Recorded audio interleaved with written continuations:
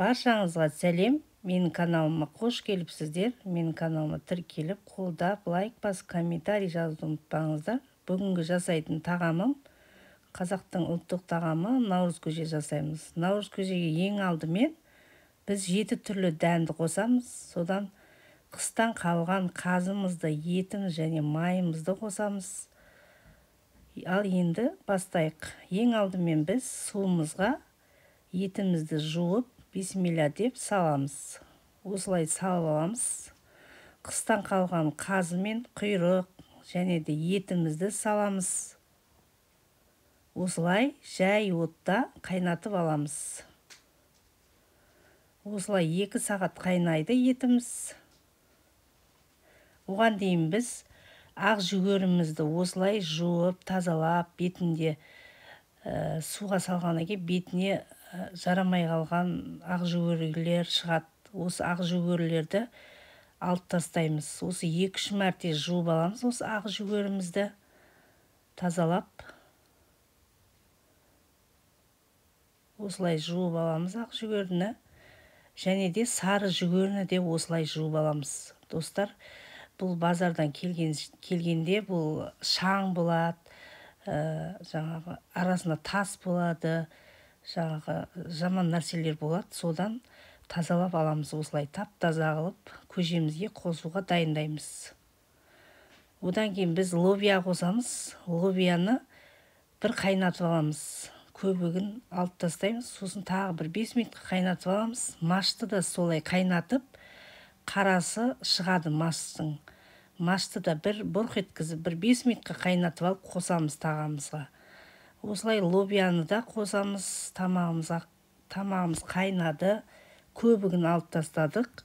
Енді лобияны қостық. Енді одан кейін бидайымызды да жуып тазалап, осылай қосып жібереміз. Осылай бидайымызды да салдық. Енді ақ жүгерімізді саламыз. Осылай ақ жүгеріні де салып жібереміз. Осылай саламыз. Тамағымыз 3 сағаттан кем қайнамау керек. 3 сағат қайнау керек. Дәніміз өйткені пісу керек.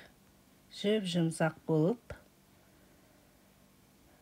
Осылай сары жүгеріні де артынша саламыз.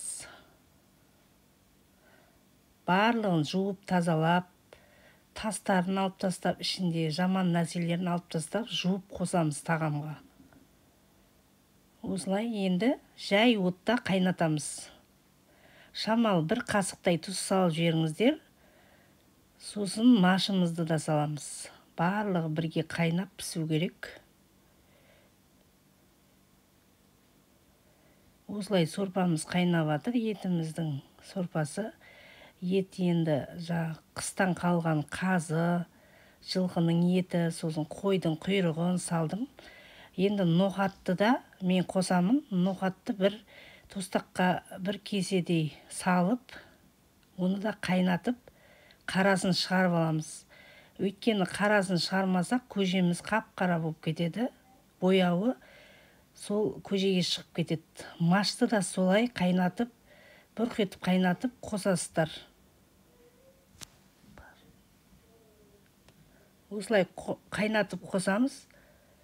Осылай енді жай отта қайнатамыз 3 сағаттай. Әдемі болып қайнап тұр. Енді қайнап болдау деген кезде, дәніміздің барлығы піскен кезде күрішіміз саламыз.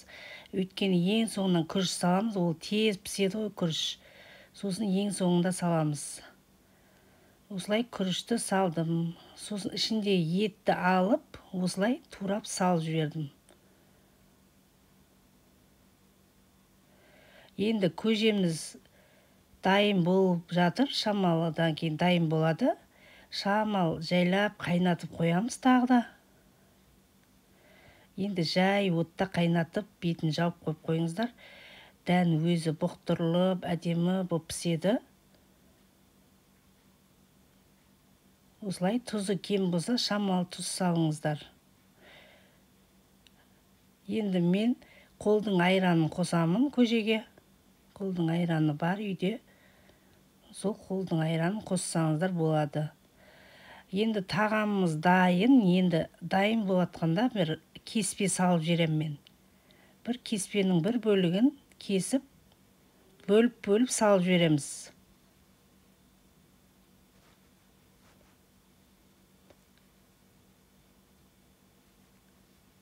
Осылай бөліп салып жібереміз.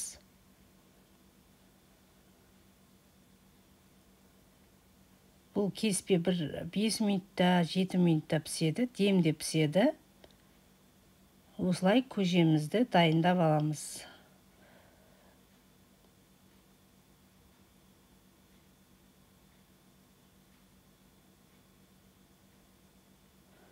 Енді қазымызды тамақтан алып, сүзіп алып, осылай бір шамалысын турап тамаққа қосамыз. Өйткені қазының дәмі сорпаға дәм береді. Қазының дәмі өте керемет екен. Қыста өзім жасаған қазым. Енді сорпаға салып жібереміз. Шамалысын. Осылай сорпаға салып жібереміз. Енді тамағымыз дайын. Осылай орта кесемізге құйып, ұсына берсек болады. Өте керемет, қазының дәмі шығып, керемет наурыз көже болды.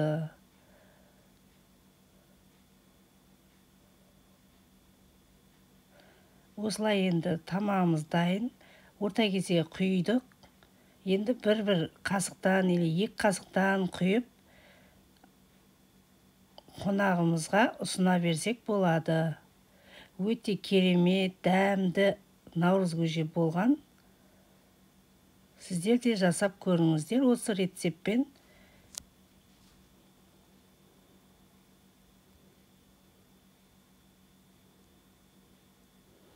Ал бізге ас болсын. Наурыз құтты болсын. Осылай наурызымыз құтты болсын, береке ырыс кіре берсін, отбасымыз аман болсын, деніміз сау болып, осылай жүре берейік. Осылай қазымыз пісті, құртымыз, жентімізді дайындадық. Осымен наурыз көжеміз